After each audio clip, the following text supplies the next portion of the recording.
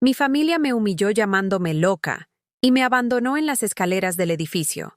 A la mañana siguiente compré todo el edificio. Esas palabras duelen hasta pronunciarlas, pero necesito que alguien las escuche. Hoy, voy a contarte algo que nunca pensé que contaría. Y si tú, por un segundo, sientes que esto te parece familiar, solo te pido que dejes un like y te suscribas. Me va a ayudar a continuar desahogándome. Me llamo Carmen Elena Vázquez. Tengo 72 años. Y durante 5 décadas viví creyendo que el amor de familia se compraba con sacrificios. Que mientras más diera de mí, más me valorarían. Que cada peso que gastara en ellos, cada favor que hiciera, cada dolor que callara, me ganaría un lugar permanente en sus corazones. Qué equivocada estaba.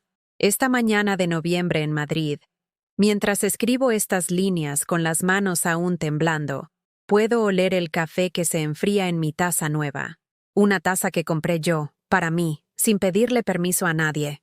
Parece una tontería, ¿verdad? Pero cuando has vivido pidiendo disculpas por existir, hasta elegir tu propia vajilla se siente como un acto de rebeldía. Déjame llevarte a esa noche que cambió todo. Era un martes de octubre, uno de esos días grises que Madrid regala en otoño, cuando las hojas secas crujen bajo los pies y el viento trae promesas de invierno. Yo acababa de llegar del mercado de San Miguel, donde había comprado los ingredientes para la cena favorita de mi hijo Miguel, cocido madrileño, igual que le preparaba su abuela, mi madre, que en paz descanse. Subí los 4 pisos del edificio de la calle Hortaleza, cargando las bolsas pesadas. Mis rodillas protestaban con cada escalón, pero yo sonreía pensando en la cara de felicidad que pondría Miguel cuando oliera el garbanzo cociendo. Han sido tantos años preparando sus platos favoritos, memorizando cada gusto, cada antojo, cada preferencia de mis hijos y nietos.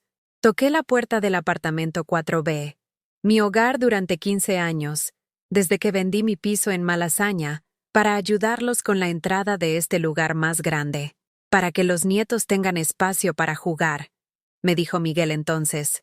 Yo le creí. Siempre le creí todo. Esperé. Toqué otra vez. Escuchaba voces adentro, risas, el sonido de la televisión, pero nadie abría. Saqué mis llaves y cuando intenté abrir, descubrí que habían cambiado la cerradura. El corazón se me paró un segundo. Mis manos empezaron a temblar mientras tocaba el timbre insistentemente. Finalmente, se abrió la puerta, pero solo una rendija. Apareció el rostro de Patricia, mi nuera, con esa expresión fría que había perfeccionado en los últimos meses. Sus ojos evitaban los míos, como si mirarme directamente fuera doloroso para ella. Carmen, me dijo con voz plana, necesitamos hablar.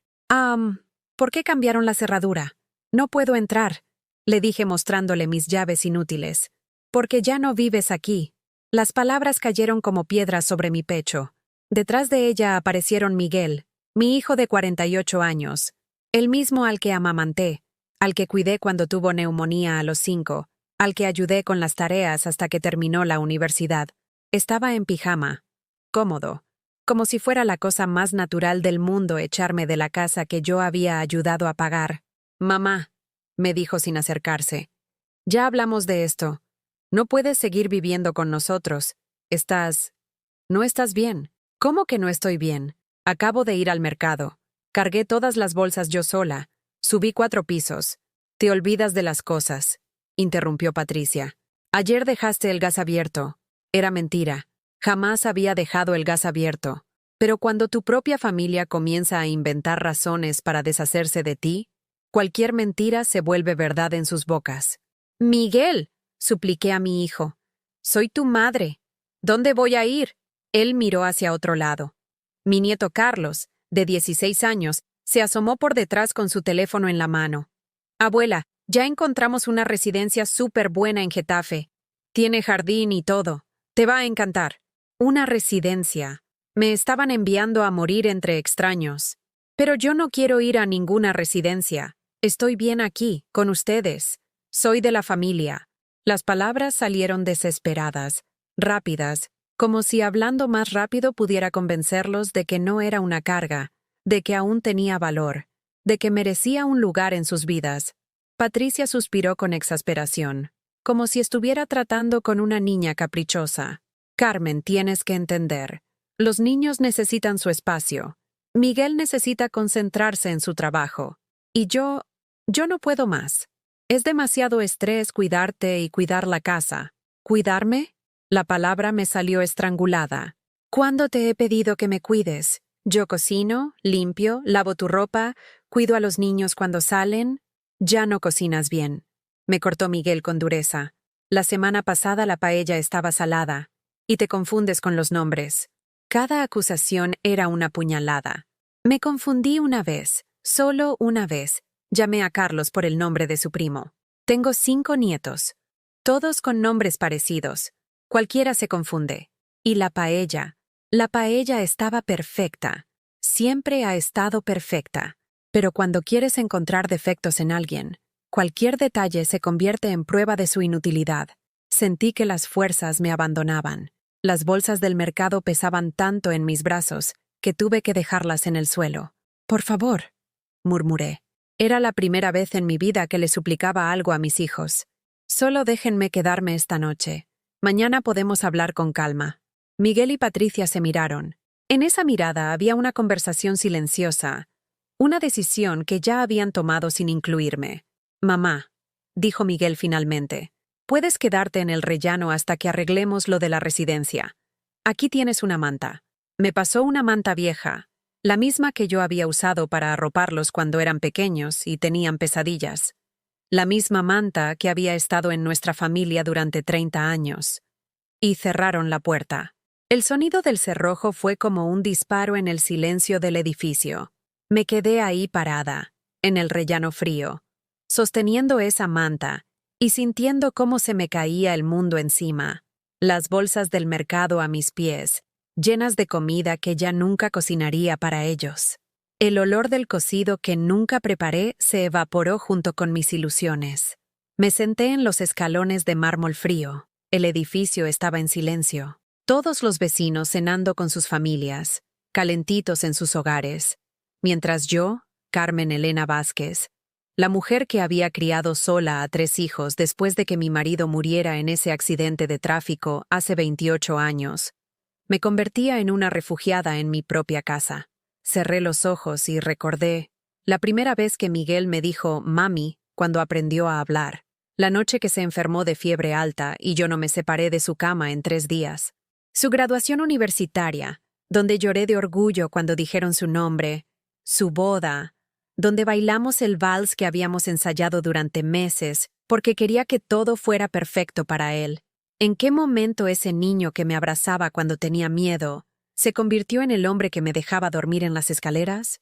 Esa noche no dormí. Me quedé despierta, envuelta en esa manta que olía a recuerdos, escuchando los sonidos del edificio, la televisión de los vecinos, el agua corriendo por las tuberías, la vida normal de familias normales que no habían perdido su lugar en el mundo. Y mientras las horas pasaban lentamente en la oscuridad, algo comenzó a cambiar dentro de mí. Ya no era solo dolor lo que sentía, era algo más profundo, más peligroso. Era la comprensión de que había pasado 72 años de mi vida pidiendo permiso para existir. Pero esa noche, sentada en esas escaleras frías, tomé la decisión más importante de mi vida.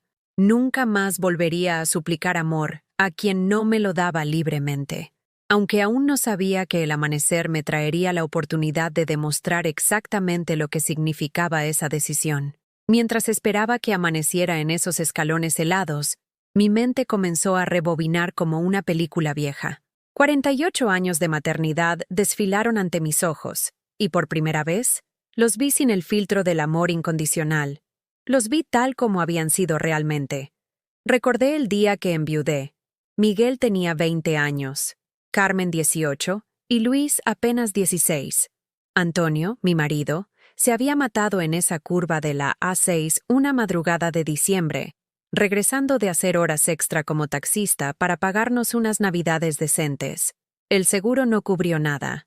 La hipoteca del piso en Malasaña se volvió una montaña imposible de escalar con mi sueldo de dependienta en el Corte Inglés. ¿Sabes lo que hice? En lugar de vender y buscar algo más pequeño, Trabajé doble turno durante 3 años. Limpiaba oficinas por las mañanas, vendía en la tienda por las tardes y cuidaba niños los fines de semana. Mis manos se llenaron de callos.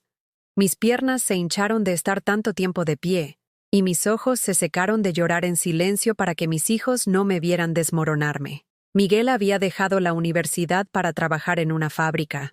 Recuerdo el día que llegó a casa con las manos manchadas de aceite y me dijo: «Mamá, esto no es vida. Quiero estudiar arquitectura». Yo tenía 45 años. Mi cuerpo pedía descanso a gritos, pero vendí las joyas de mi madre, saqué un préstamo personal que me acompañaría durante 10 años y le dije: «Tú estudia, hijo. Yo me encargo de todo». ¿Y sabes qué pasó? Miguel se graduó con matrícula de honor. El día de su graduación, cuando le preguntó el periodista del periódico universitario quién había sido su mayor inspiración, respondió: «Mi determinación personal y mi esfuerzo». Su determinación, su esfuerzo. No mencionó las noches que me quedé despierta planchando camisas para otros para pagarle los libros. No habló de las veces que yo cené solo una sopa aguada para que él pudiera almorzar en la cafetería de la universidad con sus compañeros. No recordó que cuando se enfermó de hepatitis en 3er año, fui yo quien faltó al trabajo para cuidarlo, perdiendo el aguinaldo de Navidad. Pero en aquel momento, me sentí tan orgullosa que no me importó. Pensé que estaba invirtiendo en nuestro futuro, que algún día, cuando él fuera un arquitecto exitoso, me miraría con gratitud y me diría: «Gracias, mamá. Sin ti, nada de esto habría sido posible». Carmen, mi hija del medio, se casó a los 23 con un chico de buena familia de Salamanca. La boda costó 15.000 euros. 15.000 euros que no tenía, pero que conseguí pidiendo prestado aquí y allá porque una hija solo se casa una vez y tiene que ser perfecto. Trabajé turnos de noche en un hospital durante 6 meses para pagar el vestido de novia que ella había elegido en una boutique del barrio de Salamanca. Un vestido que costaba más que mi salario de 3 meses, pero que ella necesitaba porque sus suegros esperaban cierto nivel. El día de la boda, cuando el fotógrafo nos reunió a todas las mujeres de la familia, la madre del novio me miró de arriba a abajo y comentó en voz baja, pero no tanto como para que yo no la oyera: «Se nota que la familia de la novia es más humilde». Carmen escuchó y no dijo nada. Después de la boda, se mudó a Salamanca. Durante 5 años, apenas si me llamó una vez al mes. «Estoy muy ocupada con mi nueva vida», me decía cuando yo le preguntaba por qué no venía a visitarme. Pero cuando necesitó dinero para la entrada de su primer piso, ¿a quién llamó? A mí. Y yo, como siempre, vendí el coche que acababa de terminar de pagar para darle los 8.000 euros que necesitaba. «Te lo devolveré pronto, mamá, en cuanto Javier consiga el ascenso». Javier nunca consiguió el ascenso. Y yo nunca recuperé mi dinero. Luis, mi hijo menor, fue diferente durante muchos años. Más cariñoso, más considerado. Cuando terminó la formación profesional como electricista, venía todos los domingos a comer a casa. Me traía flores baratas del mercadillo, me ayudaba con las bolsas pesadas, me arreglaba cualquier cosa que se rompiera en el piso. Yo pensaba, al menos este me quiere de verdad, hasta que conoció a Sonia. Sonia era una de esas mujeres que miran a las suegras como competencia desde el primer día. Tenía una sonrisa perfecta y unas uñas siempre impecables, y hablaba de mí como si fuera un mueble viejo que había que tolerar por educación. «Luis, tu madre llama demasiado», le decía delante de mí. «Parece que no tiene vida propia. Tu madre se mete mucho en nuestros asuntos. Ya somos adultos. Tu madre todavía te trata como si tuvieras 5 años». Y poco a poco, Luis dejó de venir los domingos. Dejó de llamarme por las tardes. Dejó de ser mi hijo para convertirse en el marido de Sonia. Cuando nació su primer hijo, mi nieto Diego, yo esperaba que las cosas cambiaran. ¿Cómo no iba a querer que su hijo conociera a su abuela? Pero Sonia había decidido que sus padres serían los abuelos principales. Yo era la abuela secundaria, la que veía al niño una vez al mes si tenía suerte, siempre bajo su supervisión, siempre con sus reglas. «No le des dulces, Carmen. Nosotros no queremos que coma azúcar. No lo cargues tanto, lo vas a malcriar. No le hables en voz alta, puede asustarse». Un día, Diego se cayó en el parque mientras yo lo cuidaba. Se raspó la rodilla, nada grave, pero lloró mucho. Cuando llegaron Luis y Sonia y vieron la pequeña herida, Sonia montó un escándalo. Esto es exactamente lo que temía. No puedes cuidarlo, Carmen. Ya no tienes la edad ni los reflejos. Luis no me defendió. Se quedó callado mientras su mujer me gritaba delante de otros padres en el parque, como si yo fuera una extraña irresponsable, y no la mujer que lo había cuidado a él durante 20 años sin un solo accidente grave. Creo que es mejor que no cuides más a Diego, me dijo Luis después, evitando mirarme a los ojos. No queremos más sustos. Esa fue la primera vez que alguien me dijo que no era lo suficientemente buena para cuidar a mi propia familia. Pero no fue la última. Los años pasaron. Mis hijos construyeron sus vidas, sus carreras, sus familias. Yo envejecí sola en mi piso de Malasaña, esperando llamadas telefónicas que llegaban cada vez menos, visitas que se espaciaban cada vez más. Cuando cumplí 65 años, nadie organizó una celebración. Miguel me llamó por teléfono a las 11 de la noche. Ay, mamá, se me había olvidado completamente. Feliz cumpleaños. Hemos estado liados con la mudanza. Carmen me mandó un mensaje de WhatsApp. Felicidades, mamá. Luego te llamo. Nunca me llamó. Luis ni siquiera se acordó. Fue entonces cuando Miguel me propuso la idea de vender mi piso y mudarme con ellos.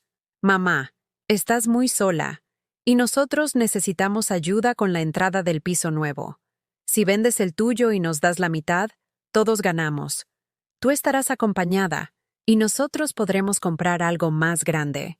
Me presentó la idea como un favor que me estaba haciendo, como si él fuera el generoso que me rescataba de la soledad, y no como lo que realmente era, una manera de usar mis ahorros de toda la vida para financiar su nivel de vida. Pero yo estaba tan cansada de estar sola, tan desesperada por sentirme parte de una familia otra vez, que acepté. Vendí mi piso en Malasaña, el mismo que había mantenido con tanto sacrificio después de que Antonio muriera. 120 metros cuadrados llenos de recuerdos, de navidades familiares, de cumpleaños infantiles, de conversaciones nocturnas con mis hijos cuando eran pequeños y me contaban sus secretos. Le di a Miguel 110,000 euros, más de la mitad de lo que había conseguido con la venta. Es temporal, mamá, me aseguró.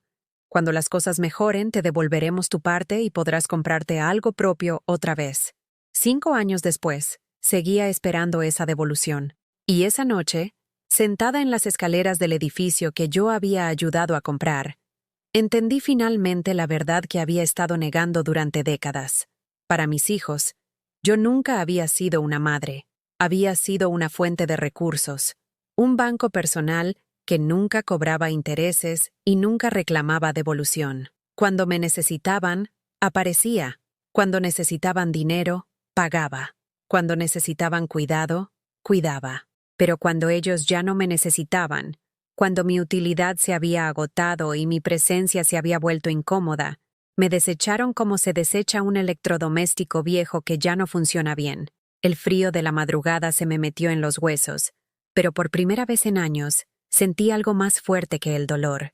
Sentí rabia, una rabia limpia, clara, que me despertó por dentro como un café muy cargado después de una noche sin dormir. Habían cometido un error muy grande. Habían subestimado a Carmen Elena Vázquez, y antes de que saliera el sol, iban a descubrir exactamente lo que significaba ese error. A las 6 de la mañana, cuando las primeras luces del amanecer comenzaron a filtrarse por la claraboya del edificio, mi teléfono móvil empezó a vibrar. Era un número que no reconocía, pero algo me dijo que debía contestar. ¿Señora Carmen Elena Vázquez Moreno? La voz era formal, profesional. Sí, soy yo. Respondí con la garganta áspera de haber pasado la noche sin dormir. Soy el notario Eduardo Herrera, del despacho Herrera Añ Asociados. Señora Vázquez, llevamos 3 meses intentando localizarla. Necesitamos que venga urgentemente a firmar unos documentos de herencia. Herencia. La palabra me sonó extraña, casi imposible. ¿Quién iba a dejarme algo a mí? Disculpe, debe haber un error. Yo no espero ninguna herencia. Se trata de su tío materno, Sebastián Romero. Falleció hace 4 meses en Argentina, donde residía.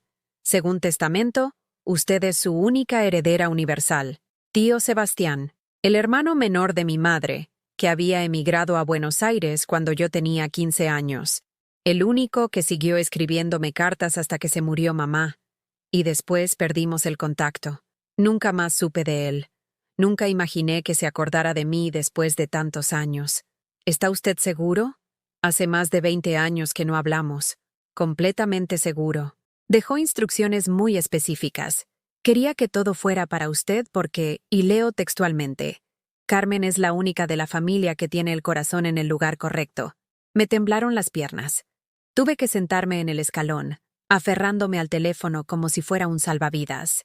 ¿De qué herencia estamos hablando exactamente? Propiedades inmobiliarias en Madrid y Buenos Aires, más una cuenta bancaria considerable. Señora Vázquez, estamos hablando de un patrimonio valorado en aproximadamente 850.000 euros. El teléfono casi se me cae de las manos. 850.000 euros. Más dinero del que había visto junto en toda mi vida. Más dinero del que había gastado en mis hijos en 50 años de sacrificios. Necesito que venga hoy mismo, si es posible, continuó el notario. Los documentos están listos. Solo faltan sus firmas y su identificación. Colgué el teléfono y me quedé allí sentada, tratando de procesar lo que acababa de escuchar. El universo tenía un sentido del humor muy extraño. La misma noche que mi familia me tiraba como basura, descubría que tenía suficiente dinero para comprarlos 10 veces. Pero lo más irónico de todo era la dirección de una de las propiedades que me había heredado el tío Sebastián. Calle Hortaleza, número 47.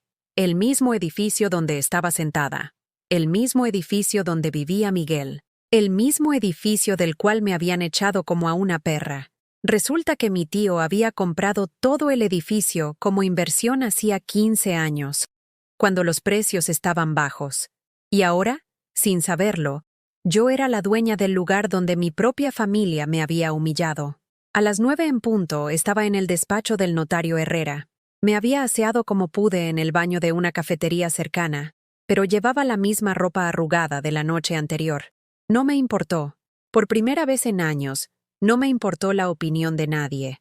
El notario era un hombre mayor, elegante, con esa manera de hablar precisa que tienen los abogados buenos.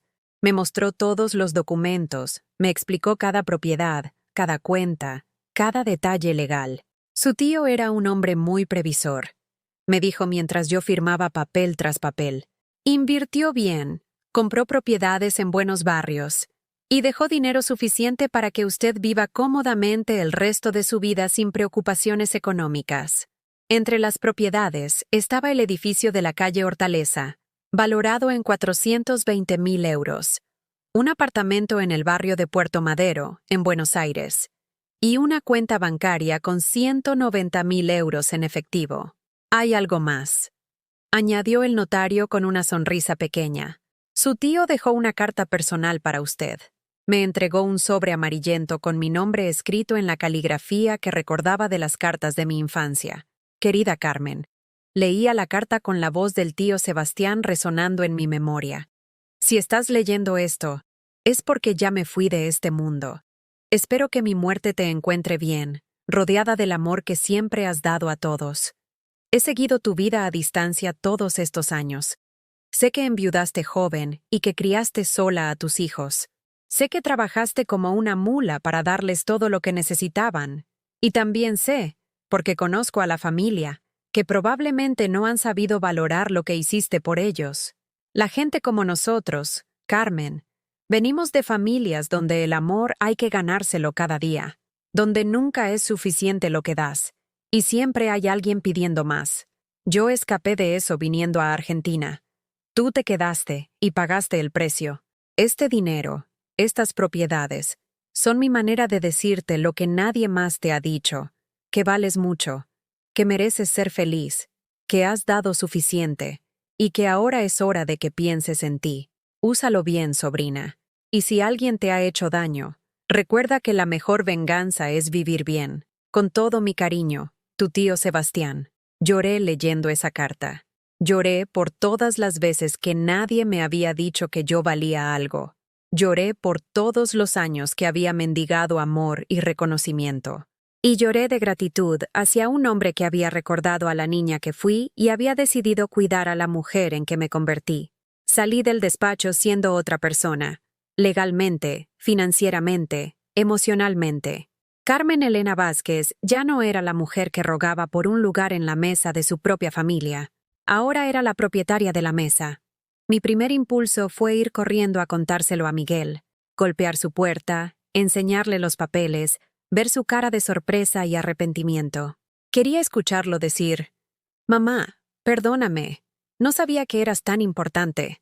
Pero cuando llegué al edificio y vi la puerta del 4B, algo dentro de mí se detuvo.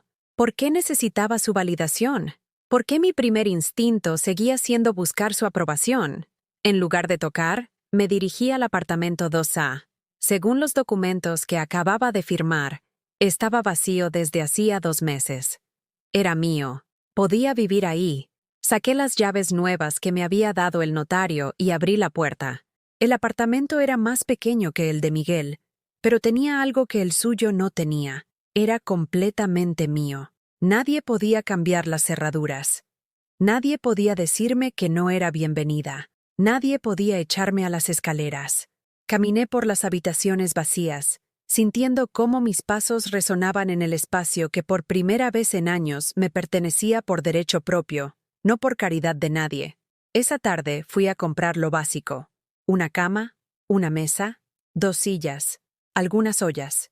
Cosas simples, baratas, solo para pasar los primeros días mientras decidía qué hacer con mi nueva situación. Cuando estaba subiendo las bolsas de la compra, me encontré con la señora Pilar, la vecina del 3C, una mujer de unos 80 años que siempre había sido amable conmigo. «Carmen, ¿qué haces aquí? Creí que te habías mudado». «He vuelto, señora Pilar. Ahora vivo en el 2A». «¿En el 2A? Pero si ese apartamento llevaba meses vacío, ¿no es muy caro el alquiler?». Sonreí por primera vez en días. «No pago alquiler, señora Pilar. Es que ahora soy la propietaria del edificio». La expresión de su cara fue un poema. Primero sorpresa, después incredulidad, finalmente una sonrisa enorme. «¿Tú eres la nueva propietaria? ¿La que compró todo el edificio?». «No lo compré, lo heredé». «Dios santo. ¿Y Miguel lo sabe?». «Miguel lo va a saber muy pronto». Esa noche, mientras comía una cena simple en mi mesa nueva, en mi apartamento nuevo, con mis llaves nuevas sobre la mesa, comencé a entender algo que había tardado 72 años en aprender. El amor no se ruega, el respeto no se mendiga, la dignidad no se negocia, y el poder, cuando llega a manos de quien ha sido humillado durante demasiado tiempo, puede ser una herramienta de justicia muy efectiva. Al día siguiente, Miguel iba a descubrir que su madre, loca e inútil, era ahora su arrendadora, y que los papeles habían cambiado para siempre. Esa noche dormí en mi propia cama, en mi propio apartamento, en mi propio edificio, con la puerta cerrada con llave y una sonrisa en la cara. Por primera vez en años, soñé con algo que no era una pesadilla. Soñé con libertad. A las 8 de la mañana del día siguiente, decidí que era hora de que Miguel conociera a su nueva arrendadora. No por venganza, sino por algo mucho más poderoso. Por dignidad. Preparé café en mi cafetera nueva. Me puse mi mejor blusa, la azul que siempre me había gustado pero que nunca me atrevía a usar porque Patricia decía que me hacía ver demasiado llamativa para mi edad. Y bajé al buzón del edificio. Saqué las cartas oficiales que había preparado el notario la tarde anterior. 3 sobres iguales, con membrete legal y sellos oficiales. Una para Miguel en el 4B, otra para los Martínez del 3A y otra para la señora Ruiz del 1B. Los únicos inquilinos que no tenían contratos actualizados según los registros. Deslicé la carta de Miguel por debajo de su puerta y subí a mi apartamento a esperar. No tuve que esperar mucho. A las 8:30, los golpes en mi puerta sonaron como martillazos. Furiosos, desesperados, incrédulos. «Mamá, abre la puerta ahora mismo». La voz de Miguel atravesaba la madera como una sierra eléctrica. Abrí despacio, con toda la calma del mundo. Él estaba ahí parado en pijama, descalzo, con el pelo revuelto y la carta arrugada en la mano. Detrás de él, Patricia en bata, con cara de haber visto un fantasma. ¿Qué significa esto?, me gritó agitando el papel. ¿Qué clase de broma es esta? No es ninguna broma, Miguel. Es una comunicación oficial. Tienes 30 días para regularizar tu situación contractual o buscar otro lugar donde vivir. ¿Ah, regularizar qué? Ese es mi apartamento. Técnicamente es mi apartamento, siempre lo ha sido, solo que ahora lo sé. Patricia se adelantó con esa sonrisa falsa que usaba cuando quería manipularme. Carmen, cariño, creo que alguien te ha engañado. Probablemente algún estafador se aprovechó de tu situación. Estas cosas pasan mucho con las personas mayores. Personas mayores. Como si tener 72 años me convirtiera automáticamente en una idiota. Nadie me ha engañado, Patricia. He heredado este edificio de mi tío Sebastián. Los documentos están en regla, firmados ante notario y registrados en el registro de la propiedad. Miguel se quedó callado de repente. Vi cómo su cerebro empezaba a procesar la información. Patricia seguía negando con la cabeza, pero él conocía a su tío abuelo Sebastián. Sabía que había emigrado rico a Argentina. Eso es imposible, murmuró, pero ya sin la convicción de antes. El tío Sebastián no tenía contacto con nosotros. Conmigo sí lo tenía. Resulta que me escribía cada Navidad. Y resulta que decidió dejarme todo porque, según sus propias palabras, soy la única de la familia que tiene el corazón en el lugar correcto. Las palabras cayeron como piedras en un estanque silencioso. Patricia palideció. Miguel se apoyó contra la pared. Mamá. Empezó con esa voz que usaba cuando era niño y había roto algo. Si esto es verdad, podemos hablarlo. Somos familia. ¿Ah, somos familia? La pregunta salió más dura de lo que pretendía. ¿Anoche éramos familia cuando me dejasteis dormir en las escaleras? Eso fue un malentendido. ¿Un malentendido? ¿Cambiar las cerraduras es un malentendido? ¿Decirme que estoy loca es un malentendido? Patricia intervino con esa voz melosa que ponía cuando necesitaba algo. Carmen, todos estábamos nerviosos. Han sido semanas muy estresantes con el trabajo de Miguel, los niños con los exámenes. Ya sabes cómo son estas cosas. Las familias a veces dicen cosas que no sienten cuando están bajo presión. ¿Semanas estresantes? Me eché a reír, pero no era una risa alegre.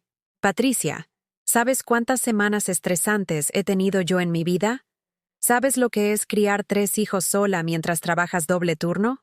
¿Sabes lo que es vender tu casa para ayudar a tu hijo a comprar la suya? Mamá, nosotros nunca te pedimos que hicieras eso, dijo Miguel, pero su voz sonaba hueca. No hacía falta que me lo pidieras.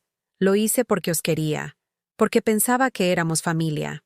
En ese momento aparecieron Carlos y María, mis nietos. Carlos con 16 años y esa actitud de superioridad que había desarrollado últimamente, y María con 14 y sus ojos siempre pegados al teléfono. ¿Por qué gritan todos?, preguntó Carlos con fastidio. La abuela está inventando que es dueña del edificio, le dijo Patricia con desprecio. Ya sabes cómo se pone. No estoy inventando nada.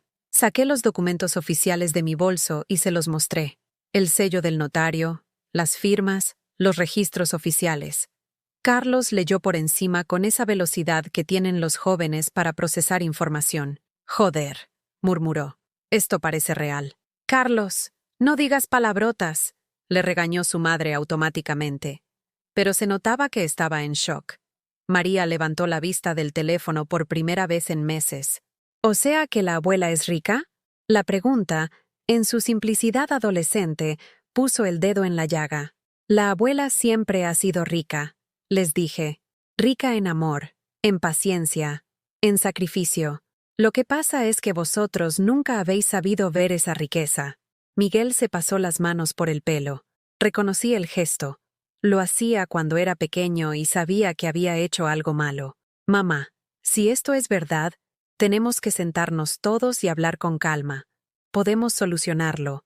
¿Podemos qué, Miguel? Podemos encontrar una solución que funcione para todos. Una solución que funcione para todos. Traducción. Una solución que le permita seguir viviendo gratis en mi apartamento mientras finge que me respeta. La solución ya está en la carta. Le dije, 30 días para regularizar el contrato de alquiler o 30 días para buscar otro sitio. Patricia explotó. Esto es chantaje. No puedes echarnos de nuestro hogar. ¿Vuestro hogar? Interesante. Anoche este era vuestro hogar, y yo era una intrusa.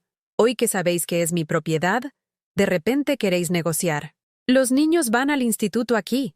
No pueden cambiar de barrio. Los niños se adaptarán. Son jóvenes, flexibles, no como las personas mayores, que según vosotros ya no servimos para nada. Carlos me miró con algo que podría haber sido respeto por primera vez en años. Abuela, ¿de verdad vas a echarnos? La pregunta era genuina, sin el tonito despectivo de antes. Era la primera vez que me hablaba como a una persona real. No os voy a echar, Carlos. Os voy a ofrecer lo mismo que cualquier arrendador ofrecería a cualquier inquilino. Un contrato justo, un alquiler razonable, respeto mutuo. ¿Cuánto? Preguntó Miguel directamente. 1.200 euros al mes. Es el precio de mercado para un apartamento de esas características en esta zona. Miguel palideció. Patricia se agarró al marco de la puerta. ¡1.200 euros! ¡Eso es imposible! ¡No tenemos ese dinero! Entonces tendréis que buscar algo que podáis permitiros. Pero si este apartamento lo pagamos entre los dos, gritó Miguel. Tú pusiste la mitad de la entrada. Exacto. Yo puse la mitad de la entrada de un apartamento que no era mío. Ahora resulta que sí es mío. Ironías de la vida. Patricia empezó a llorar. Uno de esos llantos calculados que había visto cientos de veces cuando no conseguía lo que quería por las buenas. Carmen, por favor, piensa en los niños. Piensa en la familia. He pensado en la familia durante 50 años, Patricia. Es hora de que la familia piense en mí. María, que había estado callada todo este tiempo, de repente habló. Mamá, ¿y si le pagamos? A lo mejor la abuela tiene razón. Patricia la miró como si hubiera blasfemado. María, no puedes ponerte de parte de... ¿De parte de quién? Le cortí. ¿De parte de vuestra abuela? ¿Es eso tan terrible? Miguel suspiró profundamente. Podía ver las ruedas girando en su cabeza, calculando opciones, midiendo posibilidades. Necesitamos tiempo para pensarlo, dijo finalmente. Tenéis 30 días. Está en la carta. ¿Y dónde vas a vivir tú mientras tanto? Sonreí por primera vez en toda la conversación. En el 2A. Mi nuevo apartamento. ¿Tienes otro apartamento? Tengo todo el edificio, Miguel. 8 apartamentos, 2 locales comerciales y una terraza comunitaria que nunca habéis cuidado. El silencio que siguió fue absoluto. Podía escuchar el tic-tac del reloj de la pared, el tráfico de la calle, los latidos de mi propio corazón. Finalmente, Patricia preguntó con voz muy pequeña, ¿de verdad nos vas a cobrar alquiler? Patricia, toda mi vida he pagado alquiler. Emocional, económico, social. Siempre he sido yo la que paga. Ahora os toca a vosotros. Carlos me miraba con una expresión nueva, como si me estuviera viendo por primera vez. Abuela, dijo despacio, ¿tú nos odias? La pregunta me partió el corazón, pero no cambió mi decisión. No os odio, Carlos, pero ya no voy a permitir que me faltéis al respeto. El amor sin respeto no es amor. Es dependencia. ¿Y si no podemos pagar? Preguntó María en voz baja. Entonces buscaréis un lugar que podáis permitiros. Y aprenderéis algo que yo aprendí hace muchos años, que la familia no es quien te explota sin culpa, sino quien te valora sin condiciones. Miguel me miró a los ojos por primera vez en la conversación. ¿De verdad crees que te hemos explotado? Miguel, le dije con toda la paciencia del mundo, ayer me echaste a las escaleras porque no querías que tu madre siguiera viviendo en la casa que ella ayudó a pagar. Hoy quieres negociar porque resulta que esa madre es la dueña de todo el edificio. ¿Tú qué crees? No respondió. Ninguno de ellos respondió. Se fueron a su apartamento en silencio, con las cartas oficiales en la mano y una nueva realidad que procesar. Yo cerré mi puerta, me serví otra taza de café y miré por la ventana hacia la calle donde había comprado verduras para ellos durante tantos años. Por primera vez en mi vida, no me sentía culpable por haber dicho que no. Me sentía libre. Durante los siguientes 5 días, no escuché ni una palabra de Miguel o Patricia. El silencio en el edificio era denso, cargado de esa tensión que se siente cuando algo fundamental ha cambiado para siempre, y nadie sabe muy bien cómo actuar. Pero por primera vez en décadas, ese silencio no me angustiaba. Era liberador. El 5.º día, cuando bajaba a recoger el correo, me encontré con Carlos en el portal. Estaba sentado en los escalones, con los auriculares puestos y esa expresión pensativa que tienen los adolescentes cuando el mundo adulto de repente se vuelve demasiado complicado de ignorar. Se quitó los auriculares cuando me vio. «Hola, abuela». «Hola, Carlos». Se quedó callado un momento, jugueteando con el cable de los auriculares. Finalmente habló. «Mis padres están muy raros. No paran de hablar en voz baja y cuando llego yo se callan». Me senté a su lado en los escalones. Los mismos escalones donde había pasado aquella noche terrible que ahora parecía de otra vida. «¿Cómo te sientes tú con todo esto?», le pregunté. Se encogió de hombros con esa manera que tienen los jóvenes de fingir que nada les importa, cuando en realidad todo les importa demasiado. «No sé. Es raro pensar que eres la dueña del edificio. Siempre pensé que eras, ya sabes, solo la abuela». «¿Y qué pensabas que era solo la abuela?». «Pues alguien que estaba ahí, que cocinaba, que nos daba dinero cuando lo necesitábamos, que siempre decía que sí a todo». Se quedó callado un momento. «No pensaba que tuvieras poder. Interesante que un chico de 16 años entendiera algo que sus padres se negaban a ver». «Carlos, ¿tú crees que he sido injusta con vosotros?». Lo pensó seriamente antes de responder. Me gustó eso de él. «No lo sé.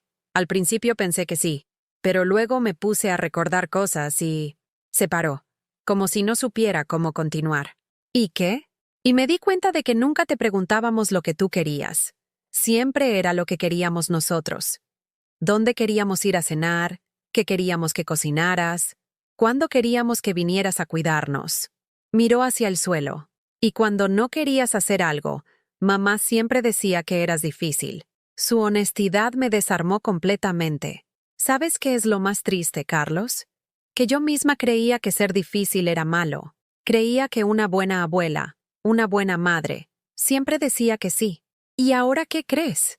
Ahora creo que decir que no también es parte del amor. Que respetar mis propios límites les enseña a respetar los suyos». Carlos asintió lentamente, como si estuviera procesando una idea completamente nueva. «Abuela, ¿de verdad nos vas a cobrar alquiler? ¿De verdad? ¿Y si no podemos pagarlo? Entonces tendréis que encontrar algo que podáis pagar, aunque eso signifique que nos vayamos». La pregunta me dolió, pero no cambié mi respuesta. «Carlos, durante 72 años he sacrificado lo que yo quería por lo que otros querían. He vendido mis cosas para comprar las vuestras. He trabajado hasta enfermarme para pagar vuestros caprichos. He aguantado humillaciones para mantener la paz familiar». Lo miré directamente. «¿Ya no más? ¿Ni siquiera por nosotros? ¿Por María y por mí? Especialmente por vosotros. No entiendo». «Carlos, ¿qué habéis aprendido vosotros de verme siempre decir que sí? ¿Qué habéis aprendido de verme siempre poner las necesidades de otros por delante de las mías?». Lo pensó un momento. «No sé, ¿que las abuelas están para eso?». «Exacto. Habéis aprendido que hay personas cuyo trabajo es sacrificarse por vosotros. Que hay gente cuya felicidad importa menos que la vuestra». Me levanté y lo miré desde arriba. «¿Qué clase de adultos creéis que vais a ser si pensáis que eso es normal?». Esa tarde decidí hacer algo que no había hecho en años. Algo completamente para mí. Fui al centro comercial de Princesa y me compré ropa nueva. No ropa práctica, no ropa que durara mucho, no ropa barata, ropa que me gustaba. Un vestido rojo que me hacía sentir elegante. Una chaqueta de cuero que siempre había querido pero que había considerado demasiado juvenil para mi edad. Unos zapatos cómodos pero bonitos que no estaban en oferta. Me gasté 400 euros en ropa.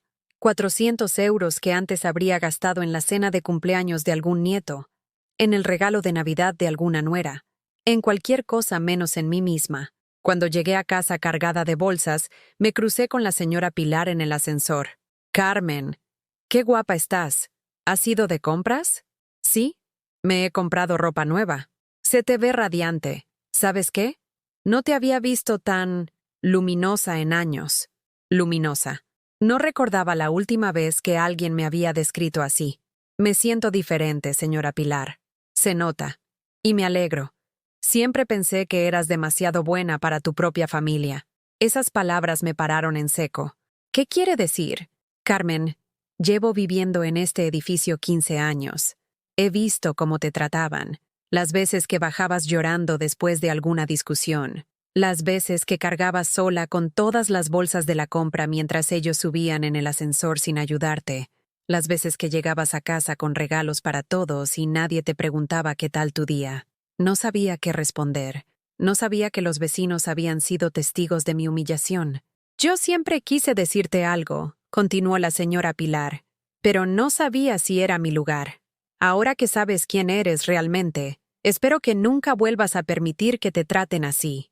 Esa noche me puse mi vestido nuevo y me hice la cena más elaborada que había cocinado en meses. Salmón a la plancha con verduras, una copa de vino tinto, postre comprado en la pastelería cara de la esquina. Puse música clásica, encendí velas y cené en mi mesa nueva como si estuviera en un restaurante elegante. No esperé a que nadie viniera a cenar conmigo. No cociné para nadie más. No guardé sobras por si acaso alguien las necesitaba después. Cené sola, tranquila, saboreando cada bocado, disfrutando del silencio y de la música y de la libertad absoluta de no tener que preocuparme por los gustos de nadie más. A las 10 de la noche sonó el timbre. Era Miguel, solo, con cara de no haber dormido bien en días. «Mamá, ¿podemos hablar?» «Por supuesto». Lo invité a pasar. Se sentó en mi sofá nuevo, mirando alrededor como si estuviera en la casa de una extraña. «Está muy bonito el apartamento».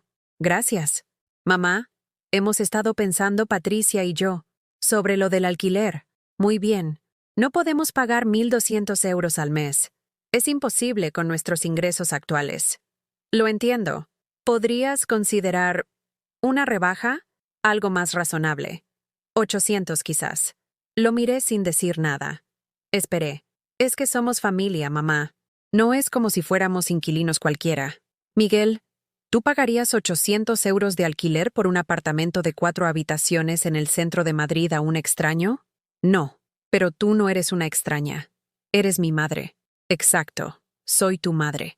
La mujer que te crió sola, que te pagó la universidad, que vendió su casa para ayudarte a comprar la tuya». Me recosté en el sofá. «Y hace una semana me echaste a las escaleras porque era una carga. Eso fue un error. Estábamos estresados». «Miguel, ¿sabes cuál es la diferencia entre un error y un patrón de comportamiento?» No respondió. Un error pasa una vez y te arrepientes inmediatamente. Un patrón de comportamiento se repite durante años y solo te arrepientes cuando tiene consecuencias. «Mamá, por favor, piensa en los niños». Ahí estaba otra vez. La carta de los niños. La manipulación emocional de siempre. He pensado en los niños durante 16 años, Miguel. He pensado en ellos cuando les compraba ropa que no podía permitirme. He pensado en ellos cuando les pagaba clases de inglés con mi pensión. He pensado en ellos cuando aguantaba las faltas de respeto de su madre para no crear conflictos. Me levanté y fui a la ventana. Ahora es hora de que tú pienses en ellos. ¿Cómo? Enséñales que las acciones tienen consecuencias, que no se puede tratar mal a la gente y esperar que no pase nada, que el respeto no es opcional, ni siquiera en familia. Miguel se quedó callado durante mucho tiempo. Finalmente habló. ¿De verdad no hay vuelta atrás? Claro que hay vuelta atrás. Pagáis el alquiler, me tratáis con respeto, y yo seré la mejor arrendadora que hayáis tenido nunca. ¿Y si no podemos pagar? Entonces aprenderéis a vivir dentro de vuestras posibilidades, como he hecho yo toda la vida. Se levantó para irse. En la puerta se paró. «Mamá, ¿ya no nos quieres?» La pregunta me rompió el corazón, pero no cambió mi decisión. «Os quiero más que nunca, Miguel. Por eso estoy haciendo esto». Cuando se fue, me serví otra copa de vino y me senté en mi sofá nuevo, en mi apartamento nuevo, en mi nueva vida. Por primera vez en 72 años, había puesto mis necesidades primero.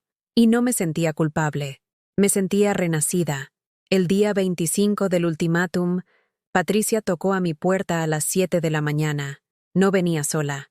Detrás de ella estaban Carmen y Luis, mis otros 2 hijos, que evidentemente habían venido desde Salamanca para esta reunión familiar de emergencia. «Mamá», me dijo Carmen con esa voz dulce que ponía cuando necesitaba algo importante. «¿Podemos pasar? Necesitamos hablar todos juntos». Los dejé entrar, pero esta vez no ofrecí café. Esta vez no corrí a la cocina a prepararles algo de comer. Me senté en mi sofá nuevo, en mi apartamento nuevo, y esperé. Luis me miró con esa expresión de decepción que había perfeccionado desde la adolescencia. «Mamá, Carmen me ha contado lo que está pasando. No puedo creer que le estés haciendo esto a Miguel. ¿Hacerle qué exactamente? Chantajearlo con la casa. Usar el dinero como un arma». La ironía me golpeó como una bofetada. Luis, que durante años había usado mi necesidad de sentirme querida como chantaje emocional para conseguir préstamos que nunca devolvía, me acusaba de usar el dinero como arma. «Luis, ¿cuántas veces me has pedido dinero prestado en los últimos 10 años? Eso es diferente. Esos eran préstamos familiares. ¿Cuántas veces me los has devuelto?» Silencio. Carmen intervino con esa manera suya de hacerse la mediadora cuando las cosas se ponían tensas. «Mamá, no hemos venido a discutir del pasado. Hemos venido a encontrar una solución para el presente». «¿Qué tipo de solución?» «Pensamos que lo mejor sería vender el edificio», dijo Patricia directamente. «Repartir el dinero entre todos, y cada uno puede comprarse su propia casa». Me quedé tan sorprendida que me reí en voz alta. «¿Perdón? Es lo más justo», insistió Patricia. «El dinero de la herencia debería ser para toda la familia, no solo para ti». «Patricia, la herencia es mía. Mi tío me la dejó a mí, específicamente a mí, porque él decidió que yo me la merecía. Pero somos tus hijos», dijo Carmen. «Todo lo que es tuyo debería ser nuestro también». Ahí estaba. La mentalidad que había alimentado durante décadas. La creencia de que yo no era una persona independiente con derechos propios, sino una extensión de ellos, un recurso familiar al que podían acceder cuando lo necesitaran. «¿Todo lo que es mío debería ser vuestro?» «Por supuesto», dijo Luis como si fuera lo más obvio del mundo. «Eres nuestra madre». Interesante filosofía. ¿Y funciona en ambas direcciones? ¿Qué quieres decir? ¿Todo lo que es vuestro es también mío? Se miraron entre ellos incómodos. «Eso es diferente», dijo Carmen finalmente. «¿Por qué?» «Porque nosotros tenemos nuestras propias familias que mantener. ¿Y yo qué tengo?» «Nos tienes a nosotros». «¿De verdad? Porque hace un mes me dejasteis dormir en las escaleras». Patricia se puso roja. «Ya hemos hablado de eso. Fue un malentendido. Patricia, ¿sabes cuántas veces en tu vida has dormido en unas escaleras? Ninguna. ¿Sabes cuántas veces has tenido que suplicar por un lugar donde vivir? Ninguna. ¿Sabes cuántas veces has vendido todas tus posesiones para ayudar a otros? Eso no viene al caso. Viene exactamente al caso. Vosotros no sabéis lo que es no tener nada. Yo lo sé. Y ahora que por primera vez en mi vida tengo algo que es completamente mío, queréis quitármelo». Luis se levantó del sofá, frustrado. «No queremos quitártelo. Queremos compartirlo. ¿Dónde estabais vosotros cuando yo necesitaba compartir la carga de cuidar de la familia? ¿Dónde estabais cuando trabajaba doble turno para pagar vuestras universidades? ¿Dónde estabais cuando vendí mi casa para ayudar a Miguel? Éramos jóvenes», gritó Carmen. «No podíamos ayudarte». «Carmen, tienes 46 años. Luis tiene 44. Miguel 48. ¿Cuándo exactamente habríais dejado de ser demasiado jóvenes para ayudarme?» Miguel, que había estado callado hasta ahora, finalmente habló. «Mamá, esto no es sobre el pasado. Esto es sobre ser justa ahora». «¿Justa?» La palabra me salió como un rugido. «¿Me hablas de ser justa?» Me levanté y fui a mi habitación. Saqué una caja de cartón que había estado guardando debajo de la cama durante años. La puse sobre la mesa de centro, delante de todos. «¿Queréis hablar de justicia? Hablemos de justicia». Abrí la caja. Dentro estaban todos los recibos, todas las facturas, todos los préstamos, todos los gastos que había documentado meticulosamente durante décadas. Miguel, universidad completa, 32.000 euros. Carmen, boda, 15.000 euros. Luis, préstamos varios nunca devueltos, 18.000 euros. Saqué más papeles. Miguel, entrada de la casa, 55.000 euros de mi parte. Carmen, entrada de tu casa en Salamanca, 8.000 euros. Luis, el coche que te compré cuando te casaste, 12.000 euros. Los números llenaron el silencio como acusaciones. En total, he gastado 140.000 euros de mis ahorros en vosotros a lo largo de los años. 140.000 euros que saqué de trabajar horas extra, de vender mis cosas, de vivir con menos para que vosotros pudierais vivir con más. Patricia había palidecido completamente. Eso no lo sabíamos. ¿No lo sabíais? Me eché a reír, pero no había humor en mi risa. ¿Pensabais que el dinero aparecía por arte de magia? Pensábamos que tenías ahorros, murmuró Carmen. Los tenía, y me los gasté todos en vosotros. Saqué otro papel de la caja. ¿Sabéis cuánto dinero tenía cuando enviudé? 25.000 euros en ahorros. ¿Sabéis cuánto dinero tenía el día que Miguel me echó de casa? 300 euros en la cuenta corriente. El silencio era ensordecedor. Ahora resulta que tengo 850.000 euros. Por primera vez en mi vida, tengo seguridad económica. Por primera vez no tengo que preocuparme por llegar a fin de mes. Por primera vez puedo comprarme algo sin sentirme culpable. Los miré uno por uno. Y vuestra reacción es que tengo que compartirlo con vosotros. Luis intentó hablar. Mamá, nosotros no sabíamos que... ¿Qué? ¿Que me había arruinado por vosotros? ¿Que había sacrificado mi futuro por el vuestro? ¿Que durante años no me compré ni un vestido nuevo porque vuestras necesidades eran más importantes? Carmen empezó a llorar. No queríamos que te arruinaras por nosotros. Pero tampoco os parasteis a preguntar si podía permitírmelo, ¿verdad? Pensábamos que si no podías, nos lo dirías. ¿En serio? ¿Cuándo en mi vida me habéis visto deciros que no a algo importante? No pudieron responder porque la respuesta era nunca. Patricia se aclaró la garganta. Carmen, todo eso está muy bien. Pero el hecho es que ahora tienes mucho dinero, y nosotros estamos luchando por llegar a fin de mes. ¿Y? Y pensamos que la familia debería ayudarse mutuamente. Patricia, durante 20 años la familia me ha estado ayudando. Ahora me toca a mí ser ayudada. Miguel explotó. Pero es que no necesitas ayuda. Tienes más dinero que todos nosotros juntos. ¿No necesito ayuda? Lo miré incrédulo.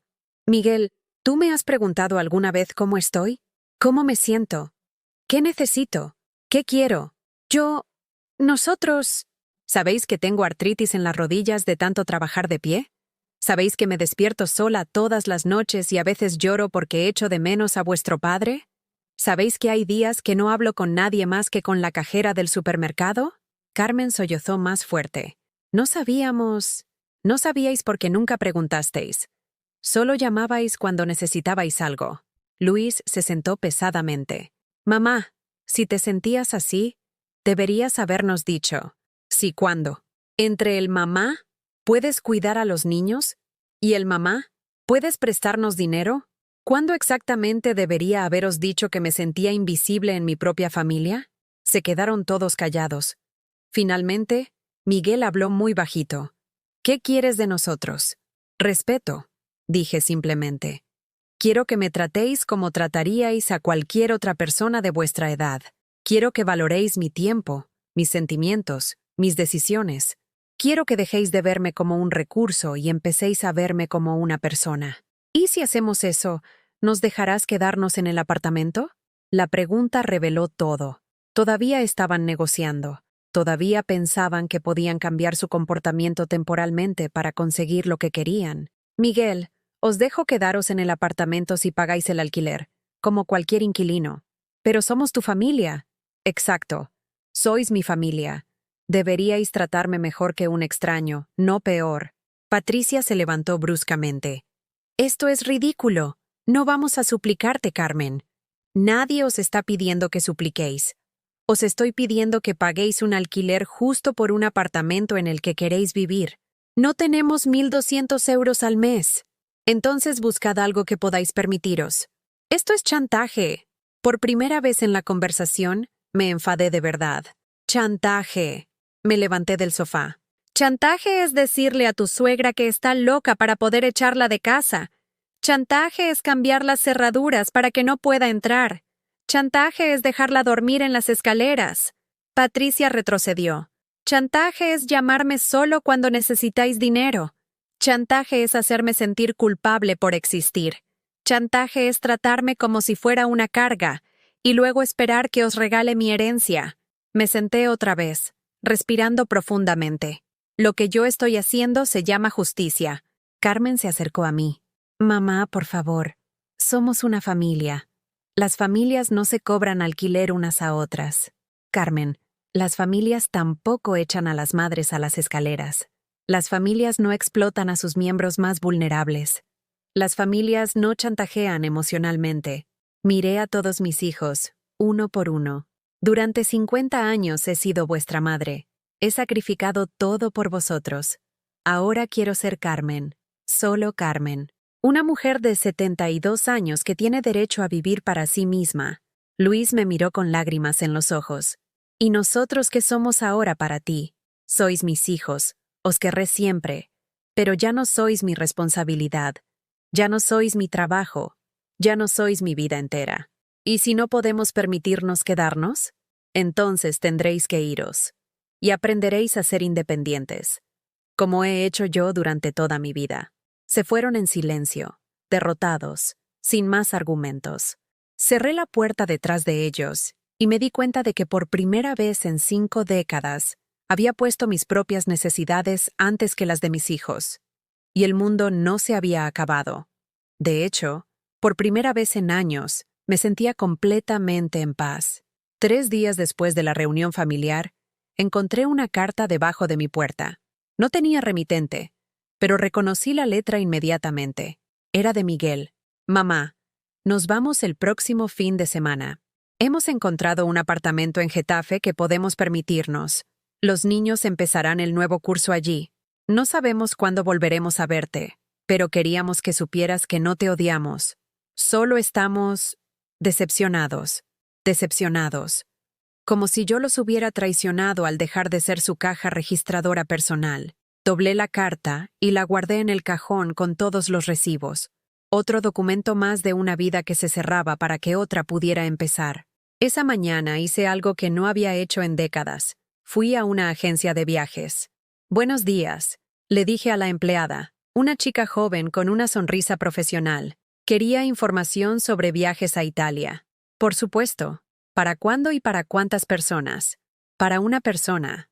Para mí. Y para cuando antes mejor. Italia había sido mi sueño desde que era una niña. Recordaba los documentales en blanco y negro que veía con mi madre. Las imágenes de Roma, Florencia, Venecia. Algún día, me decía siempre, algún día iré a Italia. Algún día había llegado por fin. Tenemos un tour de 2 semanas por la Toscana que sale el mes que viene, me explicó la agente. Incluye Florencia, Siena, Pisa y varios pueblos pequeños. Es perfecto para personas que viajan solas. Personas que viajan solas. Durante años esa frase me habría entristecido. Ahora sonaba como libertad pura. ¿Cuánto cuesta? 3.500 euros todo incluido. 3.500 euros. Más de lo que había gastado en mí misma en los últimos 10 años juntos. Antes, la cifra me habría parecido imposible. Un lujo absurdo para alguien como yo. Me lo llevo. Saqué mi tarjeta de crédito nueva. La que había pedido para mi cuenta nueva. La que tenía mi nombre impreso en letras doradas. Carmen Elena Vázquez. No, señora de. No, madre de. No, abuela de. Solo Carmen Elena Vázquez. Mientras la empleada procesaba la reserva, pensé en todas las veces que había renunciado a pequeños lujos para poder darles dinero a mis hijos. Todas las veces que había dicho, no puedo permitírmelo, mientras les pagaba caprichos que ellos sí podían permitirse. Su viaje está confirmado, me dijo la agente entregándome los documentos. Va a ser una experiencia increíble. Salí de la agencia con los papeles en la mano, sintiéndome como una adolescente que acaba de comprar las entradas para su primer concierto. No recordaba la última vez que había sentido esa emoción anticipatoria, esa felicidad pura de tener algo maravilloso esperándome. Esa tarde, Carlos vino a despedirse. Tocó a mi puerta con esa timidez que había desarrollado desde nuestra conversación en las escaleras. «Hola, abuela». «Hola, Carlos. He oído que os vais». «Sí, este fin de semana». Se quedó parado en la puerta, como si no supiera si era bienvenido. «¿Puedo pasar?» «Claro». Se sentó en el sofá donde había visto a su padre desmoronarse días antes, pero su postura era diferente, más madura, menos arrogante. «Abuela, quería decirte algo antes de irme». «Te escucho». «Creo que tienes razón». Las palabras me sorprendieron. No esperaba que un chico de 16 años llegara a esa conclusión tan rápido. ¿Sobre qué? Sobre todo. Sobre cómo te tratábamos. Sobre el respeto. Miró hacia el suelo. He estado pensando mucho estos días, y me di cuenta de que nunca te he dicho gracias. ¿Gracias por qué? Por todo. Por los regalos de cumpleaños, por cuidarme cuando estaba enfermo, por venir a mis partidos de fútbol cuando papá no podía. Levantó la vista hacia mí. Por quererte menos a ti misma para querernos más a nosotros. La frase me llegó directamente al corazón. Carlos. No, déjame terminar. También quería pedirte perdón. No tienes que pedirme perdón. Eras un niño. Ya no soy un niño. Y los últimos años te he tratado mal. Te he hablado como si fueras tonta, como si no entendieras las cosas importantes. Se le quebró la voz. Como si no fueras importante. Me levanté del sofá y me senté a su lado. Le puse la mano en el hombro. Carlos, perdonarte es lo más fácil del mundo. Eres mi nieto y te quiero. ¿Seguirás queriéndonos aunque nos vayamos? Os querré siempre, pero ya no voy a sacrificar mi felicidad por la vuestra. Asintió lentamente. Está bien. Creo que es mejor así. Me miró con esos ojos que habían madurado años en semanas. Abuela, ¿me puedes prometer algo? ¿El qué? Prométeme que vas a ser feliz. Prométeme que vas a hacer todas esas cosas que nunca pudiste hacer porque estabas cuidándonos. La petición me conmovió tanto que se me llenaron los ojos de lágrimas. Te lo prometo. ¿Y me mandarás fotos de tus viajes? Me reí a través de las lágrimas. ¿Cómo sabes que voy a viajar? Porque tienes esa cara de alguien que está planeando una aventura. Le conté sobre Italia, sobre la Toscana, sobre todos los planes que estaba haciendo para los próximos meses. Vi cómo se le iluminaba la cara escuchándome, como si mi felicidad fuera contagiosa. Me alegro mucho, abuela. Te lo mereces. Cuando se fue, me quedé sentada en mi sofá pensando en las diferencias generacionales. Carlos, a los 16 años, había sido capaz de entender algo que sus padres, a los 40 y tantos, se negaban a ver. Una semana después, Miguel, Patricia y los niños se fueron sin más despedidas. Vi desde mi ventana cómo cargaban sus cosas en una furgoneta de mudanzas. María me saludó con la mano desde la calle. Patricia no me miró ni una sola vez. Esa noche, mi apartamento se sintió más grande. No más vacío, más grande, como si hubiera ganado espacio para respirar. Al día siguiente comencé mi nueva vida de verdad. Me apunté a clases de italiano en el Centro Cultural del barrio. Hacía 40 años que no estudiaba nada, y descubrí que mi mente seguía siendo ágil, curiosa, capaz de absorber información nueva. Buongiorno, io sono Carmen, practiqué frente al espejo, sintiéndome como una estudiante universitaria. Compré libros sobre arte renacentista, sobre historia italiana, sobre cocina toscana. Llené mi apartamento de guías de viaje y mapas, convirtiendo mi mesa de comedor en un centro de planificación de aventuras. Me compré un móvil nuevo con cámara buena para hacer fotos en el viaje. Aprendí a usar aplicaciones que no sabía ni que existían. Me hice una cuenta de Instagram y subí mi primera foto. Mi taza de café matutino junto a una guía de Florencia abierta. Primera mañana de mi nueva vida. Escribí en la descripción. La señora Pilar fue mi primera seguidora. Después se unieron otros vecinos, algunas compañeras de la clase de italiano, gente que había conocido en la agencia de viajes. Por primera vez en mi vida, tenía una red social propia. No era la madre de alguien, ni la abuela de alguien.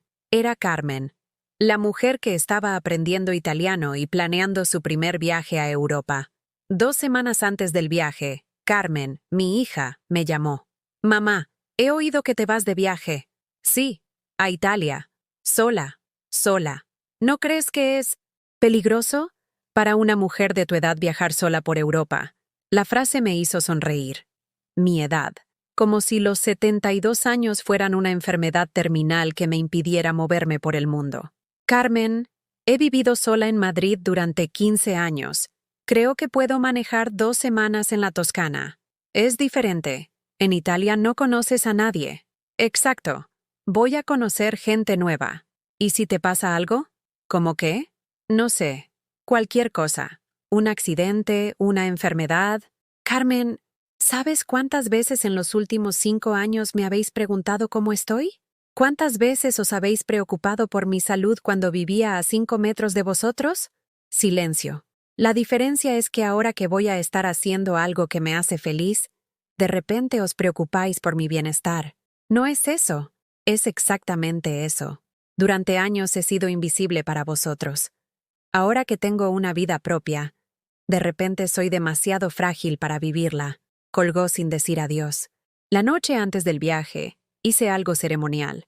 Saqué todas las fotos familiares que tenía colgadas por el apartamento. No las tiré, pero las guardé en una caja. En su lugar, colgué los mapas de Italia que había estado estudiando, las fotos de paisajes toscanos que había imprimido de internet, algunas acuarelas que había comprado en una tienda de arte local. Mi apartamento dejó de ser un mausoleo de recuerdos familiares para convertirse en el hogar de una mujer que tenía futuro además de pasado. Me preparé la maleta con los vestidos nuevos que me había comprado, con los zapatos cómodos para caminar por ciudades antiguas, con la cámara nueva y los libros de arte que pensaba leer en los jardines italianos. Esa noche me acosté temprano, pero no pude dormir de la emoción. Mañana por la mañana estaría en un avión rumbo a Roma. Mañana empezaría oficialmente la vida que había pospuesto durante 72 años. Me levanté y me miré en el espejo del baño. Vi a una mujer mayor, sí, pero también vi a una mujer libre. Vi a alguien que había aprendido que nunca es demasiado tarde para empezar de nuevo. Vi a Carmen Elena Vázquez, no como extensión de nadie más, sino como protagonista de su propia historia. Buongiorno Italia, le dije a mi reflejo. Aquí voy. Y por primera vez en décadas, no me sentí culpable por estar emocionada por algo que era solo para mí. Me sentí viva. 6 meses después, estoy sentada en la terraza de mi apartamento nuevo en Florencia, escribiendo estas líneas mientras tomo mi café matutino y observo el Arno brillar bajo el sol de la mañana. Sí, me quedé en Italia. Sí, compré un apartamento aquí. Y sí, esta es mi vida ahora. El viaje de 2 semanas que había planeado se convirtió en 2 meses. Después, en 4. Después, en para siempre. ¿Sabéis qué descubrí en Italia? Que una mujer de 72 años puede enamorarse de la vida otra vez. Que nunca es demasiado tarde para descubrir quién eres cuando nadie te está diciendo quién debes ser. En Florencia conocí a Giorgio, un viudo de 75 años que da tours por los museos de la ciudad. No, no es una historia de amor romántico, aunque Giorgio es encantador y cocina una pasta al pomodoro que me hace suspirar. Es algo mejor. Es una amistad genuina con alguien que me ve como Carmen, la mujer interesante que habla 3 idiomas y sabe mucho sobre arte. No como Carmen, la abuela abandonada que necesita compasión. Conocí a Elena, una pintora argentina de mi edad que se mudó aquí después de divorciarse de su marido machista. Conocí a Marie Claire, una francesa que dejó su trabajo ejecutivo en París para abrir una pequeña librería en el Oltrarno. Conocí a mujeres que, como yo, decidieron que la segunda mitad de sus vidas les pertenecía solo a ellas. Mi italiano mejoró tanto que ahora sueño en 2 idiomas. Tomo clases de historia del arte en la Universidad para Mayores. He visitado más museos en estos 6 meses que en toda mi vida anterior. He caminado por las mismas calles que pisaron Leonardo da Vinci y Miguel Ángel, y no como turista con prisa, sino como residente que puede volver mañana si hoy no le da tiempo a verlo todo. Compré el apartamento con vista al río usando parte de mi herencia. Es pequeño pero luminoso, con una terraza donde cultivo hierbas aromáticas y desde donde puedo ver el Ponte Vecchio cada mañana al despertar. Es mi santuario, mi refugio, mi hogar elegido. El apartamento de Madrid sigue siendo mío, por supuesto. Lo alquilo a una pareja joven de arquitectos que lo cuidan como si fuera propio. Los otros apartamentos del edificio también los rento a precios justos, a gente que los aprecia. Mi inversión me da la libertad económica que nunca tuve, pero más importante, me ha enseñado que tener poder no significa abusar de él. Miguel nunca me ha escrito. Carmen me mandó un mensaje de WhatsApp por mi cumpleaños. Felicidades, mamá. Espero que estés bien. Le respondí con fotos de mi fiesta de cumpleaños en la Plaza de la Signoria, rodeada de mis nuevas amigas, brindando con prosecco bajo el cielo toscano. No volvió a escribir. Luis me llamó una vez, borracho, para decirme que yo había destruido la familia. Le respondí que yo no había destruido nada. Simplemente había dejado de mantener unida con mi sufrimiento una familia que se había roto hacía años. Tampoco volvió a llamar, pero Carlos sí me escribe. Cada semana me manda un mensaje preguntándome qué he hecho, qué he aprendido, a dónde he viajado. Le cuento sobre mis clases de cocina toscana, sobre las excursiones a Siena los fines de semana, sobre el libro que estoy escribiendo. Sí, estoy escribiendo un libro. Se llama Nunca es demasiado tarde para ser quien siempre fuiste. Y es la historia de una mujer que tardó 72 años en descubrir que su vida le pertenecía a ella. Abuela, me escribió Carlos el mes pasado. Creo que eres la persona más valiente que conozco. ¿Por qué? Le respondí. Porque te atreviste a empezar de nuevo cuando todo el mundo esperaba que te quedaras callada y resignada. Su mensaje me hizo llorar, pero eran lágrimas de orgullo, no de tristeza. María me mandó una solicitud de amistad en Instagram. Acepta todas mis fotos, la de mi clase de pintura al aire libre en los jardines de Bóboli, la de mi primer plato de risotto casero, la de mis amigas y yo brindando en la terraza de mi apartamento al atardecer. No comenta nunca, pero sé que me sigue. Sé que está viendo cómo se ve una mujer mayor que vive para sí misma sin pedir perdón por ello. Ayer recibí un mensaje que no esperaba. Era de Patricia. Carmen, he estado viendo tus fotos de Italia. Te ves radiante. No sé si alguna vez te he dicho esto, pero admiro lo que has hecho. Ojalá yo tuviera tu valor. No le respondí inmediatamente. Me tomé mi tiempo para procesar el mensaje, para decidir si quería abrir esa puerta otra vez. Finalmente le escribí: Patricia, el valor no es algo que tienes o no tienes. Es algo que eliges usar. Nunca es demasiado tarde para elegir. No espero que cambie nuestra relación. No espero disculpas dramáticas ni reconciliaciones hollywoodenses. Pero me alegra saber que mi ejemplo tal vez le esté mostrando a otra mujer que hay alternativas a vivir resignada. Esta mañana, Giorgio me ha invitado a un concierto de ópera en el Teatro del Ópera. Elena quiere que la acompañe a una exposición en Roma el fin de semana. Marie Claire está organizando un club de lectura en francés y quiere que participe. Mi agenda está llena de planes que me emocionan, con gente que disfruta mi compañía por lo que soy, no por lo que puedo hacer por ellos. Tengo 72 años y estoy viviendo la adolescencia que nunca tuve, descubriendo quién soy cuando nadie me necesita para nada, aprendiendo a ser egoísta de la manera más sana posible. Porque eso es lo que aprendí en estos meses, que cuidarse a uno mismo no es egoísmo, que poner límites no es crueldad, que decir no a otros a veces significa decirse sí a uno mismo por primera vez en la vida. Antes, cuando la gente me preguntaba quién era, yo respondía: soy la madre de Miguel, Carmen y Luis. Soy la abuela de Carlos, María, Diego. Mi identidad era una lista de relaciones con otras personas. Ahora, cuando me preguntan quién soy, respondo: soy Carmen, vivo en Florencia, escribo libros, estudio arte, cultivo tomates cherry en mi terraza y hago amigas en 3 idiomas diferentes. Soy yo. Por primera vez en 72 años, soy completamente yo. ¿Me dolió perder a mi familia? Sí, pero lo que perdí no era una familia real. Era la ilusión de una familia, mantenida por mi sacrificio constante y mi negación de la realidad. Lo que gané fue algo mucho más valioso. Me gané a mí misma. ¿Echo de menos algo de mi vida anterior? Echo de menos la versión de mis hijos que existía en mi imaginación, los hijos agradecidos y amorosos que pensé que tenía. Pero no echo de menos la realidad de ser tratada como un objeto, no como una persona. ¿Me arrepiento de algo? Solo de una cosa, de haber tardado tanto en hacerlo. Mañana es mi cumpleaños número 73. Mis amigas han organizado una cena en mi restaurante favorito en el Oltrarno. Después iremos a bailar a un club de jazz que frecuentan los locales. Sí, a los 73 años voy a clubes de jazz y bailo hasta medianoche. Porque puedo, porque quiero, porque mi vida es mía. He aprendido que el amor verdadero no te hace más pequeña, te hace más grande.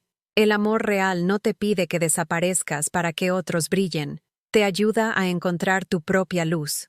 Y he aprendido que nunca, jamás, es demasiado tarde para elegir la felicidad por encima de la obligación, la libertad por encima de la culpa, el respeto propio por encima de la aprobación de otros.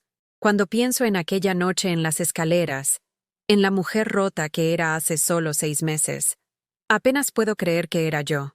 Esa mujer que mendigaba amor, que se disculpaba por existir, que creía que su valor dependía de lo útil que fuera para otros. Esa mujer murió la noche que mi familia me abandonó en las escaleras. En su lugar, nació Carmen Elena Vázquez, escritora, estudiante, viajera, amiga, mujer libre. Y esta Carmen no pide perdón por ser feliz. Ahora te hago una pregunta a ti que me has escuchado hasta aquí. ¿Has vivido algo parecido? ¿Conoces a alguien que esté sacrificando su propia felicidad para comprar amor que nunca llega? Si es así, déjamelo saber en los comentarios. Y si esta historia te ha tocado el corazón, si sientes que alguien más necesita escucharla, dale like y suscríbete a este canal, porque historias como esta necesitan llegar a quienes más las necesitan, a las personas que creen que ya es demasiado tarde para ser felices. Nunca es demasiado tarde. Nunca.